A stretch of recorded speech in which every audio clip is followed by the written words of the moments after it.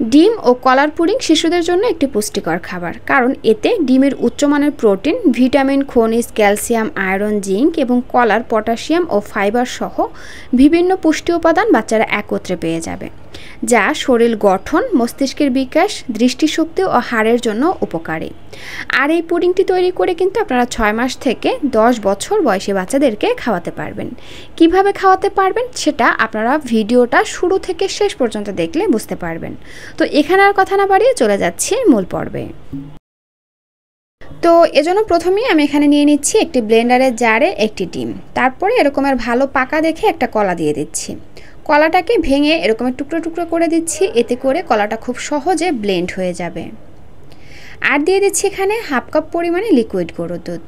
দর্শক, যে সকল বাচ্চারা গরুর দুধ হজম করতে পারে না বা গরুর দুধে অ্যালার্জি আছে, তাদের ক্ষেত্রে এখানে গরুর দুধের পরিবর্তে নর্মাল বিশুদ্ধ খাবার পানিটা ব্যবহার করবেন। দেন একটা ব্লেন্ডারের জারে দিয়ে আমরা এগুলোকে ব্লেন্ড করে নিব। তারপরে যে এরকমের একটা মিশ্রণ হয়ে যাবে, এটাকে আমরা ছেঁকে যে পাত্রে পুডিংটা বসাবো সেই পাত্রে ঢেলে নিব। আর এই তো মিশ্রণটি রেডি। এবার এটাকে ঢাকনা দিয়ে ঢেকে নিয়ে চলে যাচ্ছি চুলায়।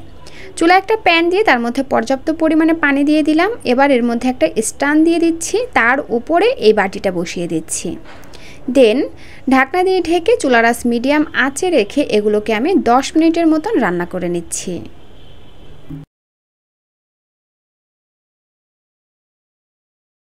10 মিনিট পরে ফিরে আসলাম, আর এরই মধ্যে কিন্তু পুডিংটা পারফেক্টভাবে সিদ্ধ হয়ে গেছে। দর্শক, আগেই বলেছি যে পুডিং তৈরি হয় ভাপে এবং লো হিটে, যার ফলে ডিম, দুধ এবং কলার পুষ্টিগুণ থাকবে বিদ্যমান। আর এইভাবে পুডিং তৈরি করে আপনারা কিন্তু 7 মাস থেকে 10 বছর বয়সী বাচ্চাদেরকে খাওয়াতে পারবেন। শুধু যে সকল বাচ্চারা ডিমের সাদা অংশটা হজম করতে পারে না, বিশেষ করে 7 মাস, 8 মাস, 9 মাসের বাচ্চারা কিন্তু ডিমের সাদা অংশটা অনেক বাচ্চারা হজম করতে পারে না, তাদের ক্ষেত্রে সাদা অংশটা বাদ দিয়ে শুধুমাত্র এখানে ডিমের কুসুমটা নেবেন, কলা নেবেন আর পানি নেবেন। আর যদি বাচ্চা ফর্মুলা দুধ খায়, সেটাও কিন্তু আপনারা এখানে গুলে কিছুটা পরিমাণে ফর্মুলা দুধ এর মধ্যে যুক্ত করতে পারেন গরুর দুধের পরিবর্তে। আর ফর্মুলা দুধ যদি না খায়, সেই ক্ষেত্রে একদম পানিটা, পিওর পানিটা এখানে ব্যবহার করবেন, আর কোনো দুধ এখানে প্রয়োজন হবে না। আর তাতেই তৈরি হয়ে যাবে বাচ্চাদের জন্য একটি হেলদি পুডিং রেসিপি।